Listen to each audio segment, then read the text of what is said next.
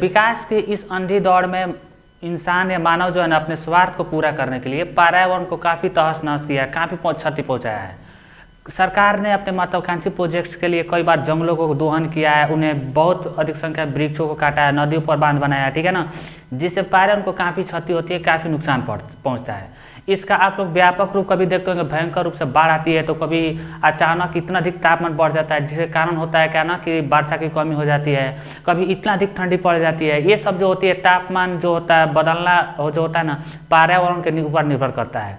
तो आज की वीडियो में आप लोग को ये बताऊंगा ना कि पर्यावरण को बचाने के लिए वहाँ के जितने आदिवासी लोगों ने अपने प्राण अपनी जान की बाजी लगाते हुए दो ऐसे आंदोलन चलाए जिसको समझना हर भारतीय के लिए, हर मानव को समझना बहुत ज़्यादा जरूरी है, ठीक है।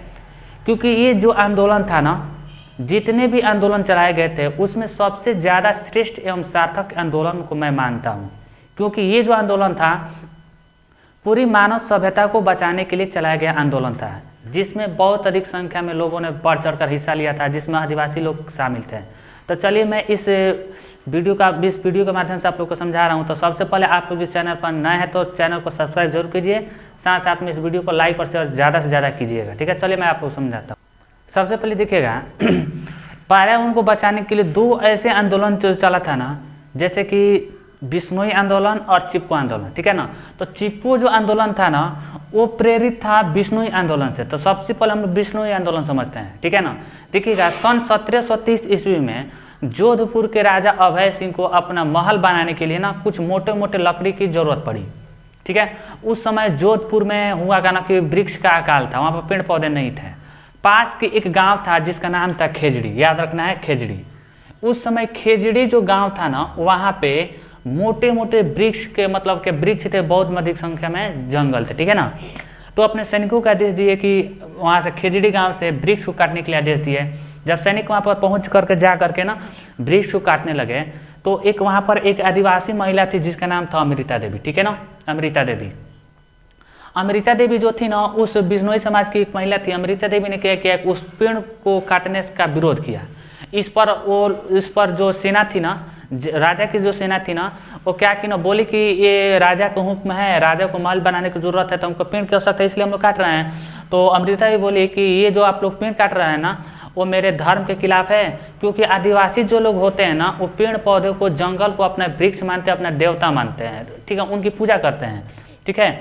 तो अमृता देवी बोली कि नहीं, इसका विरोध करते हुए तो वो सब बोले, उनको मारा धमकाया, ठीक है ना, कि आपको काट देंगे, वो करेंगे। तो अमृता देवी सोची कि अगर पेड़ की रक्षा के लिए, अपने धर्म की रक्षा के लिए अगर हमको प्राण भी दे देना पड़ा तो ये मेरे लिए सबसे बड़ी खुशी की बात है, सौभाग्य की बात है। और वे हंसते हंसते क्या होना कि जाकर के पेड़ से लिपट गई। तो बोली कि अगर पेड़ को काटना है तो सबसे पहले हमको काटिए। तो वहाँ जो राजा की सेना थी ना वो राजशाही के नशे में चूर होकर क्या गया ना कि अमृता देवी को कुल्हाड़ी से काट डाला। उसके पास ही अमृता देवी की तीन पुत्रियाँ थी। वे भी क्या ना कि पेड़ की रक्षा करते हुए एक एक करके तीनों शहीद हो गई। उसके बाद अगले ही दिन यह घटना पूरे खेजड़ी गांव में, पूरे आग की तरफ फैल गई। उसके बाद हुआ क्या कि खेजड़ी गांव में जितने आदिवासी बिश्नोई समाज के लोग थे वो लोग क्या किए ना कि पेड़ की रक्षा करते हुए लगभग 363 लोग क्या हुए ना शहीद हो गए, ठीक है ना। इसको मैं शहीद मानता हूँ, ठीक है ना, क्योंकि वे लोग पर्यावरण की रक्षा करते हुए अपना जान गंवाए थे, इसलिए शहीद हुए थे। यानी कि राजा की सेना ने लगभग 363 आदिवासी बिश्नोई समाज के लोग को मौत के घाट उतार दिया था, ठीक है। और उसके बाद जब इस घटना के बारे में राजा को जब पता चला तो उन्हें बहुत दुख हुआ। उसके बाद उन्होंने ये आदेश दिए कि आज के बाद खेजड़ी गाँव में, चाहे उस एरिया में, उस क्षेत्र में ना कोई भी आदमी जंगल से पेड़ नहीं काटेगा, ठीक है ना। अब देखिएगा इसी घटना से प्रेरित था चिपको आंदोलन। चिपको आंदोलन जो चला हुआ था 1973 ईस्वी में, ठीक है ना, उत्तराखंड में, याद रखिएगा उत्तराखंड में, ठीक है। उत्तराखंड का एक जिला था चमोली, ठीक है ना, चमोली जिला का एक गांव था रैनी, ठीक है ना। इसको समझिएगा 1970 यानी 1970 के दशक में ना सरकार को कारखाना बैठाने के लिए ना लकड़ी की जरूरत पड़ा, ठीक है ना। वे ठेकेदारों को क्या किया ना कि ठेकेदारों को आदेश दिए कि जाकर के जंगल से लकड़ी काटो, ठीक है। तो जब जंगल में लकड़ी काटने के लिए गए तो सरकार ने ये नियम बनाया था कि वहाँ के आदिवासी लोगों को लकड़ी नहीं काटना है, जबकि सरकार ने आदेश दिया, ठेकेदारों का आदेश दिया लकड़ी काटने के लिए, तो वहाँ के लोगों ने इसका विरोध किया, ठीक है।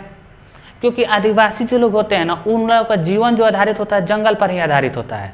तो ऐसे में चमोली गांव के रैनी गांव जो जहाँ था लगभग 2400 पेड़ को काटा जाना था, ठीक है ना। 2400 पेड़ जो है ना बहुत ज़्यादा हुआ, ठीक है। तो वहाँ की एक महिला थी जिसका नाम था गौरा देवी, याद रखिएगा, गौरा देवी। गौरा देवी के नेतृत्व में, गौरा देवी जो थी ना, उसके साथ साथ बहुत सारी महिलाओं ने क्या किया ना कि पेड़ को बचाने के लिए पेड़ से के आसपास घेर करके खड़ी हुई, यानी पेड़ से चिपक गई, ठीक है। यानी पेड़ से चिपक करके पेड़ की रक्षा करने लगी। इस मतलब हुआ क्या ना कि ठेकेदारों ने बहुत कुछ समझाया, ठीक है ना, लेकिन वे लोग क्या इसका विरोध करते रहे। अंत में सरकार को अपना फैसला बदलना पड़ा। उसके बाद गौरा देवी की सहायता करने के लिए बहुत सारे लोग, जैसे सुंदरलाल बहुगुणा, सुंदरलाल बहुगुणा, ठीक है ना, इसके साथ सुंदरलाल बहुगुणा, ठीक है ना, चंडी प्रसाद भट्ट, चंडी प्रसाद भट्ट, ये सभी नाम याद रखिएगा, चंडी प्रसाद भट्ट, ठीक है ना। गौरा देवी थी, सुंदरलाल बहुगुणा, चंडी प्रसाद भट्ट गए, ये सभी ने मिलकर क्या किया ना कि चिपको आंदोलन को एक व्यापक रूप में उसका रूप प्रदान किया, ठीक है ना। यानी कि लोग क्या करने लगे ना कि पेड़ पौधों को बचाने के लिए उससे चिपक जाते थे, ठीक है, चिपक करके पेड़ पौधे की रक्षा करते थे।